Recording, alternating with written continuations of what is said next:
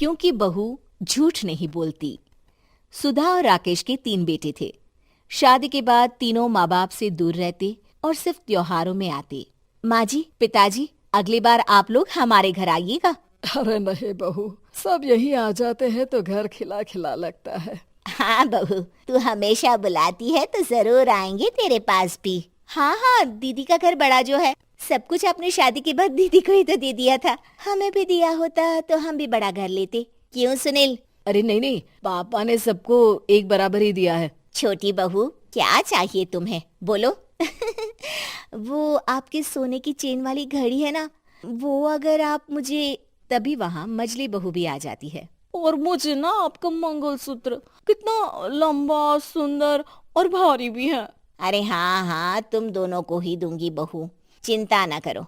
चलो अब खाना लगाओ, खाना खाया जाए। सभी मिलकर खाना खाते हैं कि पड़ोसन आ जाती है। अरे सुधा बहन, थोड़ी चीनी तो देना, घर में शक्कर नहीं है और मेहमान सर पर बैठे हैं। अरे छोटी बहू, चाची को शक्कर तो दे दो।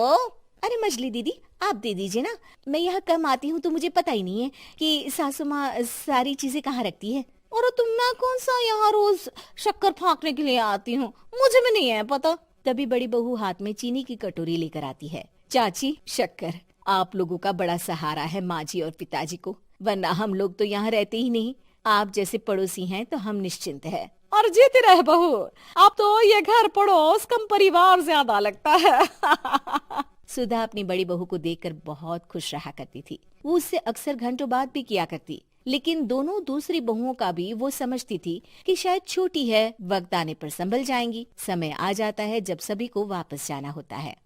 माँ जी, हम लोगों की फ्लाइट पहले है, हमें इजाजत दे। वो सास के गले लगकर चली जाती है। थोड़ी देर बाद छोटी बहू कहती है, माँ जी, मैं ना ये सोफे के कवर और चादरें ले जा रही हूँ, यहाँ तो ऐसी ही पड़ी रहेंगी। हाँ हाँ बहू, ले जा, और कुछ चाहिए तो बोल। और तो चाहिए बहुत कुछ, पर चलिए कोई बात नहीं, अगली बार ले जाऊंगी मैं।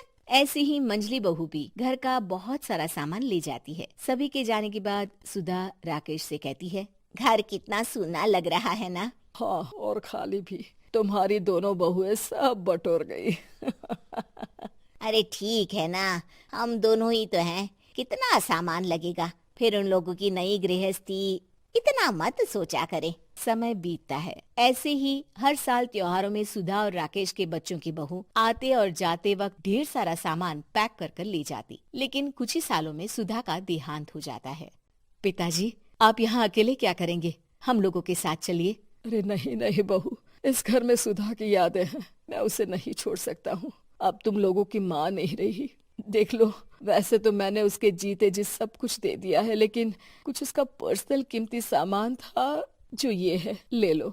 सामान में होती है एक घड़ी और एक मंगलसूत्र। माँ जी ने कहा था कि वो ये घड़ी मुझे देंगी। हाँ हाँ पिताजी, माँ ने सबके सामने ये घड़ी सरिता को देने के लिए कहा था। उठा लो सरिता माँ की घड़ी। अब क्या था, छोटी बहू फट से घड़ी उठा लेती है। और पिताजी, ये मंगलसूत्र तो माँ ने मुझे ही देने को कहा था, याद है ना? वो सभी की ओर इशारा करती है।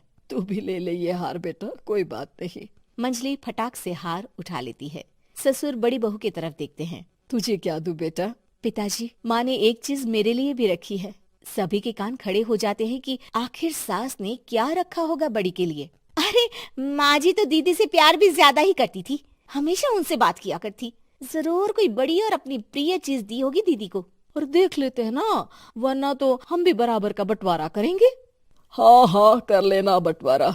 लेकिन बड़ी बहू बताओ तो, सुधा ने क्या रखा है तुम्हारे लिए? अभी तो हम लोग यही हैं पापा जी, जब जाने लगेंगे तो बता दूंगी। बड़ी बहू के मुंह से ये बात सुनकर बाकी 2 बहुएं सोचने लगती हैं कि आखिर क्या है जो दीदी को सासू माँ देकर गई हैं। दीदी, ऐसा तो नहीं ना कि पूरे घर का आधा हिस्सा माँ बड़ी भाभी को देकर गई हो? तभी वहाँ ससुर आ जाते हैं। नहीं नहीं, ऐसा कुछ नहीं है। मकान तो तुम तीनों का बराबर से है। देखो, बड़ी बहू से तुम्हारी सास ज्यादा जुड़ी थी, न जाने क्यों घंटों बात किया करती थी। पता नहीं क्या देकर गई है उसे। और ससुर जी, आपको क्या पता, चालाकी से पूरे घर के पेपर में साइन करवा लिए हो, या फिर कोई छुपा गहना। आखिर मकान पूरा तो आपने सासू माँ के नाम ही कर रखा था ना। अब घर में ये सस्पेंस बन जाता है कि आखिर बड़ी बहू क्या लेकर जाएगी। फिर वो दिन भी आ जाता है जब बड़ी बहू के जाने का समय हो जाता है। बेटा, परसों तुम चली जाओगी, बताया नहीं, माँ ने तुम्हें क्या दिया? घड़ी और हार जो बेशकीमती था और तुम्हारी सास को सबसे ज्यादा प्रिय था, उसका तो बंटवारा भी हो चुका है। अब तुम्हारी बारी। हाँ पिताजी, आज मैं ये बात बताने ही वाली थी। माँ ने मुझे उससे भी बेशकीमती चीज दी है और वो है आप। आपसे अधिक प्रिय उन्हें कुछ नहीं था। माँ चाहती थी कि आप मेरे साथ रहें। चलिए पिताजी। बेटा, मेरे पास तो कोई पेंशन भी नहीं है और ना ही कोई प्रॉपर्टी। लेकिन आपके पास संस्कार है पिताजी, जो मेरे बच्चे आपसे लेंगे, तो आपको ले जाने पर स्वार्थ ही है मेरा। चलिए ना पापा। सभी के सामने पिताजी बड़ी बहू और बेटे के साथ उनके घर चले जाते हैं।